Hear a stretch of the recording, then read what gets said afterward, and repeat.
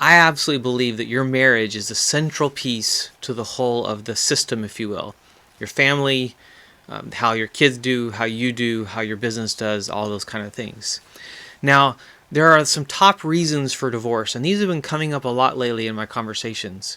One of the top reasons for divorce is money, except it never has to do with money. When a couple gets to that point and it's about money, it's become way more than money. Money's a revealer. When there's issues with financial stuff in marriage, it doesn't have to do with the actual cash, if you will, or income. It has to do with my relationship with that. And I like that term.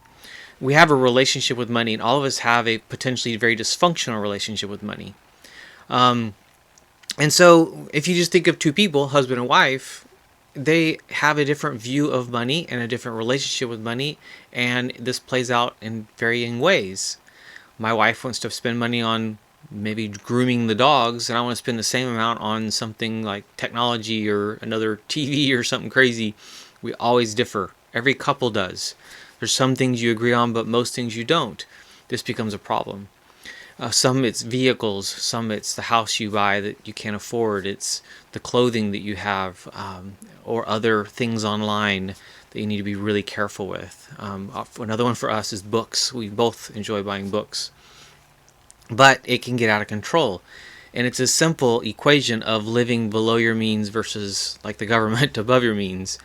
So living below your means gives you wiggle room. Living way below your means gives you a lot more wiggle room.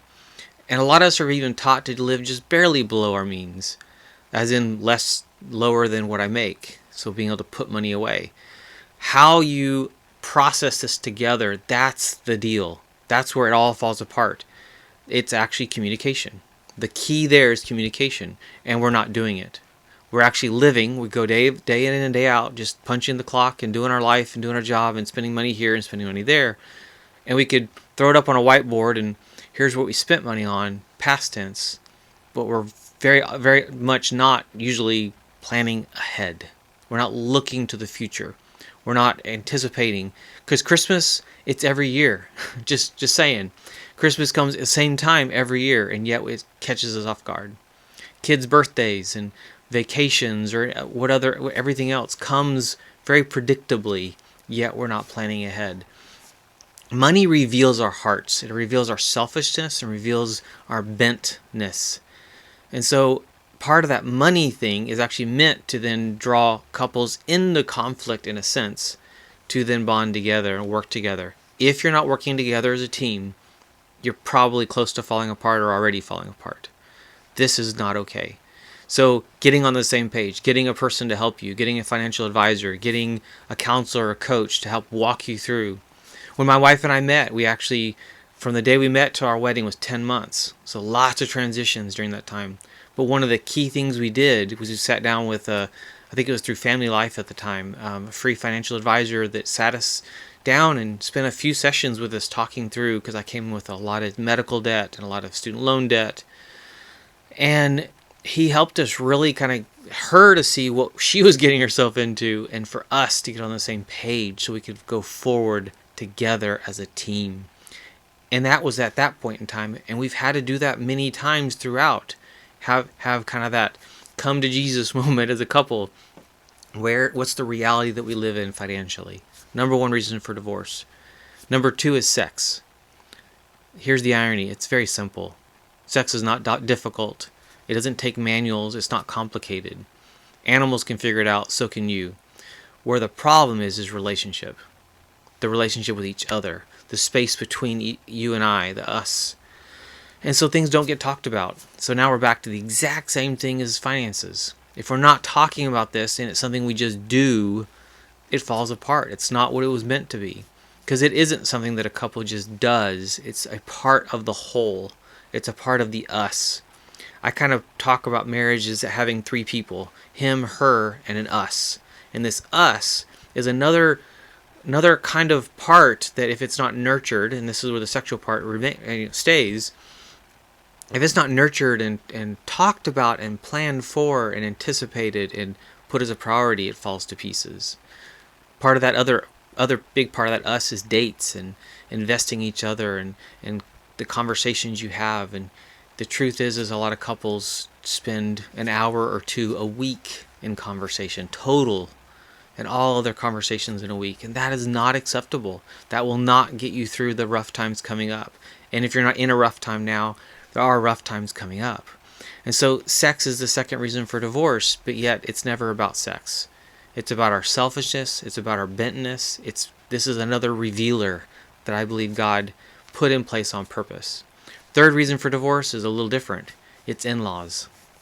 Oftentimes our family can get in the way. Oftentimes our extended family can cross boundaries that they probably shouldn't. We need a plan. We need to know what to do. The simple answer to this is if his parents are causing problems, she doesn't deal with it, he does. If her parents are causing problems, he doesn't deal with it, she does. It's not always that simple, but there needs to be some conversation. Again, it's back to relationship as a couple, the us, that then allows them to then put boundaries, because really the key word here is boundaries with in-laws and parents and family, so that we can be at an optimal place to grow and to expand our us and our family, that then may include children, and it also includes the life that you build, the relationships outside of that, outside of family, the church you attend, the home that you live in, the place you live, the community you live in, and all those pieces. So in-laws is the third one, but yet it doesn't tend to be necessarily about in-laws. It's about boundaries, a really important word that Henry Cloud talks about all the time, and it's just wonderful to hear because it's still so important. And now the last one that I'm going to talk about is fourth one's parenting. And here's the funny one. 100% of couples disagree. So this is about negotiating and getting on the same page. This is about working as a team. You're coming from two different worlds in the families you grew up in. So how can we get on the same page? Because sometimes he's right and sometimes she's right. And being able to listen to each other and do this dance and go back and forth and be able to be humble enough to say, I'm so sorry, I blew it, or I tried this and it didn't work. And self-correct, but also take correction from your spouse. So this is a revealer in terms of the cohesiveness and the flexibility even as a couple and the health as a couple. So money doesn't have to do with money. It has to do with our selfishness. It's a revealer. Sex doesn't have anything really to do with that. It's about the relationship and lack of conversation and this being a healthy part of the us.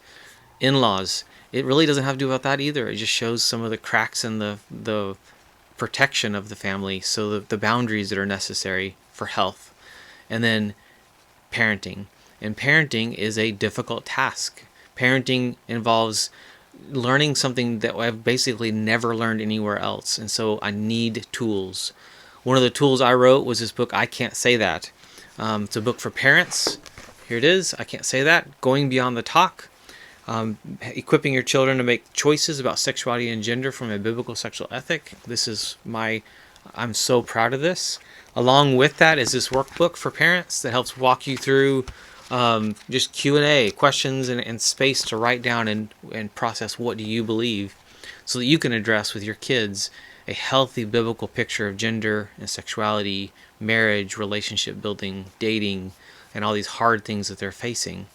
Coming up, I have a new book coming out for the teen and preteen that's to help them. This is, again, a tool for parents to give to them so they can actually help answer some of these questions themselves, which will be I'm so excited about here for 2020 to get that into your hands. And so if you want to order this book that's already out for parents, you can order that on Amazon, anywhere else, or go to ican'tsaythat.com. At ican'tsaythat.com, you can get the free audiobook and other resources, which is really exciting. If you want to get my book coming up, you can actually pre-order it, free plus shipping, at freebook.healinglives.com. freebook.healinglives.com. So excited to get that into your hands. Bless you, bless your marriage, and may you build a marriage that you're proud of, that actually avoids these things as being huge blow-ups, but are just small parts of the struggles of money, sexuality, or the sex life, in-laws, and parenting. Bless you in your marriage.